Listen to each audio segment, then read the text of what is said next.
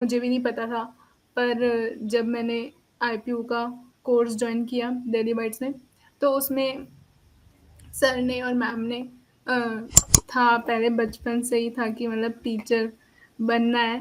तो उसके बाद उसके बाद तो फिर ग्रेजुएशन के टाइम इतना नहीं सोचा, फिर ग्रेजुएशन के बाद मैंने सोचा कि मैं क्वेश्चन आंसर पूरे अच्छे से डिस्कस कर रखे हैं, तो ईज़िली मिल जाएँगे, ऐसी कोई वो नहीं है। ठीक है। और साक्षी में okay, first of all Sakshi many many congratulation for securing such a good rank in IPUB at CET common entrance thank you test. Ma'am. Thank you जब मैम। हम आईपीयू की चर्चा करते हैं ना, तो उसके पेपर स्ट्रक्चर, उसके जो सिलेबस की टॉपिक्स हैं, वो डिफरेंट होती है। हाँ जी। वो it's not like other paper, other hmm. Exams basically. तो साक्षी, मैं आपसे जानना चाह रही हूँ कि सिलेबस और पेपर स्ट्रक्चर में डिफरेंस होते हुए आपने प्रिपरेशन कैसे शुरू करी, और ज़रा सिलेबस और पेपर स्ट्रक्चर पे प्रकाश डालिए Sakshi. Yes ma'am. Ma'am syllabus में आईपीयू का जो सिलेबस है उसमें 4 को सब्जेक्ट्स के बारे में बता रखा है। जैसे कि teaching aptitude, mental ability, English और जीके जनरल नॉलेज के बारे में। तो डिटेल्ड सिलेबस तो मुझे भी नहीं पता था, पर जब मैंने आईपीयू का कोर्स जॉइन किया दिल्ली बाइट्स में, तो उसमें सर ने और मैम ने डिटेल्ड सिलेबस प्रोवाइड किया, जिसकी वजह से मतलब मुझे भी पता चला। मुझे भी आईपीयू के बारे में पहले कुछ इतना पता नहीं था। तो उसमें इंग्लिश में जैसे कि एक्टिव, पैसिव, सिनोनिम, एंटोनिम्स, ये सब कुछ मतलब पूरा English grammar, parts of speech, ये सब कुछ होता है। और मेंटल एबिलिटी में सारे रीजनिंग के टॉपिक्स आ जाते हैं। और जनरल नॉलेज में हिस्ट्री, पॉलिटिकल साइंस के साथ-साथ दिल्ली की भी जनरल नॉलेज के बारे में पूछते हैं। और टीचिंग एप्टीट्यूड तो मतलब सेम ही रहता है, जैसे कि डीयू वाला रहता है। तो हुँ। ठीक है। तो साक्षी, तो इसमें आपने कब सोचा कि आप टीचर बनोगे, या आपने कैसे अपने प्रिपरेशन की शुरुआत करी साक्षी? Yes ma'am.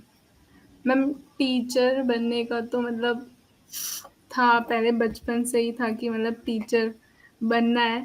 तो उसके बाद तो फिर ग्रेजुएशन के टाइम इतना नहीं सोचा, फिर ग्रेजुएशन के बाद मैंने सोचा कि मैं टीचिंग के ही उसमें जाना चाहूँगी, क्योंकि फिर वही मेरा पहले से था। तो फिर उसके बाद मैंने यूट्यूब में सर्च किया, तो उसके बाद दिल्ली बाइट्स का मैंने चैनल देखा, तो उसके बाद मैंने सोचा कि कोचिंग जॉइन करती हूँ, तो फिर कोचिंग जॉइन की। उसके बाद आईपीयू का पेपर दिया, और फिर आईपीयू में मैंने सेट का पेपर दिया था। तो पहले मेरा आईपीयू का भी नहीं, आईपीयू देने का भी मतलब वो नहीं था कि मैं आईपीयू दूँगी या नहीं। पर मैंने दिल्ली बाइट्स में देखा कि आईपीयू की कोचिंग भी होती है, तो मैंने इसलिए सोचा कि पहले मैं कोचिंग ही ले लूँ, क्योंकि मुझे आईपीयू का मतलब कुछ भी नहीं पता था, ना पेपर स्ट्रक्चर, ना सिलेबस, कुछ भी नहीं पता था। ओके। साक्षी, जब हम प्रिपरेशन करते हैं ना, तो बहुत सारी नेगेटिव चीज़ें आती हैं, जैसे कभी मॉक में नंबर नहीं बने, हुँ। कभी हमारी खुद की तबीयत खराब हो गई, हाँ जी। कभी हमारे घर में किसी की शादी हो गई, कभी हमें फ्रेंड्स के साथ बाहर जाना है, तो हम एक तो ना भी नहीं बोल पाते इन चीज़ों को, और इससे हुँ। हमारी कंसिस्टेंसी भी ब्रेक हो जाती है। हाँ अब जी। उस चक्कर में हम और डिप्रेसिव माहौल में चले जाते हैं। तो साक्षी, इन सारे नेगेटिव चीज़ों से आपने बाउंस बैक कैसे करा साक्षी? Yes ma'am. मैम जैसे कि बहुत सारी चीज़ें आती हैं, आपने जैसे बोला कि शादी, मेरे घर में भी शादी थी। तो मतलब ये है कि उसमें भी मैं टाइम दिया, पर इतना नहीं उसको दिया कि मतलब मैं प्रैक्टिस करना या फिर अपना एग्ज़ाम का वो भूल जाऊँ। मतलब जितना होता है उतना ही दिया। और ये है कि मतलब रोज़ मतलब जैसे कि आपने बोला मॉक टेस्ट, तो मॉक टेस्ट में मेरे भी मतलब पहले-पहले अच्छे नंबर नहीं आए थे। पहले-पहले मेरे भी बहुत लो मार्क्स मार्क्स आए थे। पर बाद-बाद में जैसे कि प्रैक्टिस करी, बार-बार दिए मॉक्स और बार प्रैक्टिस ही मेन है मतलब बार-बार पे मॉक्स दिए और जो मतलब गलत हो रहे थे, तो उनमें मैं ज़्यादा ध्यान दे रही थी। जो सही हो रहे थे उनमें इतना ध्यान नहीं दे रही थी। जो गलत हो रहे थे उनमें ज़्यादा ध्यान दिया और वो क्यों गलत हो रहे हैं और उनके बारे में थोड़ा-सा लिख लिया अगर वो ज़्यादा इम्पोर्टेंट लग रहे थे। तो वैसे करके मैंने मतलब मॉक्स को इतना प्रेशर नहीं देने दिया अपने ऊपर कि अगर मार्क्स अगर कम भी आ रहे हैं तो कोई बात नहीं, पर प्रैक्टिस ज़रूरी है और प्रैक्टिस मैंने चालू रखी। ओके साक्षी। साक्षी, जैसे आपने मॉक का भी ज़िक्र करा, हाँ तो जी मैम। पूरे प्रिपरेशन में प्रीवियस ईयर पेपर कितना मैटर करता है? और मैम प्रीवियस और डेली वाइज से प्रीवियस ईयर पेपर लेना कितना ईज़ी है? आप थोड़ा इस पे चर्चा करो। मैम प्रीवियस ईयर बहुत ज़्यादा इम्पोर्टेंट रोल प्ले करते हैं मतलब उसमें आपको पेपर स्ट्रक्चर के बारे में पता चल जाता है कि किस टॉपिक से कितने क्वेश्चन बन रहे हैं और कैसे टाइप का पेपर आ रहा है। तो और दिल्ली बाइट्स में बहुत इजीली मतलब किसी को भी मिल जाएंगे अगर उन्होंने कोर्स नहीं भी ले रखा, यूट्यूब में फ्रीली अवेलेबल है। पूरे सॉल्व्ड प्रीवियस ईयर क्वेश्चन है, उसमें सर ने सारे क्वेश्चन आंसर पूरे अच्छे से डिस्कस कर रखे हैं, तो इजीली मिल जाएंगे, ऐसी कोई वो नहीं है। ठीक है। और साक्षी, मेरे को एक बात और बताओ आप कि यस मैम। जब आपने डेली वाइट्स के बारे में जाना, जब डेली वाइट्स पे आपने एनरोल करा, तो डेली वाइट्स किस हद तक आपके लिए मददगार साबित हुआ?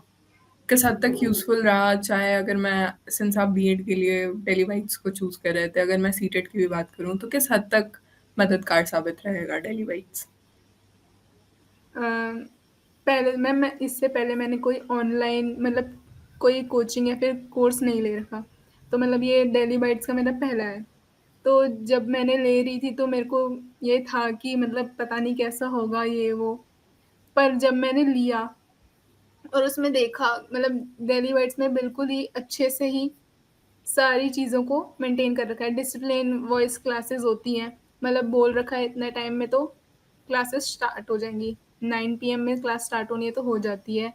और रिकॉर्डिंग, क्लास की रिकॉर्डिंग टाइम टू टाइम आ जाती है और मॉक्स अच्छे से प्रोवाइड हो जाते हैं और और रिकॉर्डिंग भी मिल जाती है और मतलब ये है कि मतलब सारे बच्चों के डाउट्स क्लियर होते हैं, ऐसे मतलब किसी को छोड़ा नहीं जाता कि अगर टाइम हो गया तो मतलब कोई नहीं कल देख लेंगे, चाहे एक्स्ट्रा टाइम भी लग जाता है पर सारे बच्चे के डाउट क्लियर होते हैं।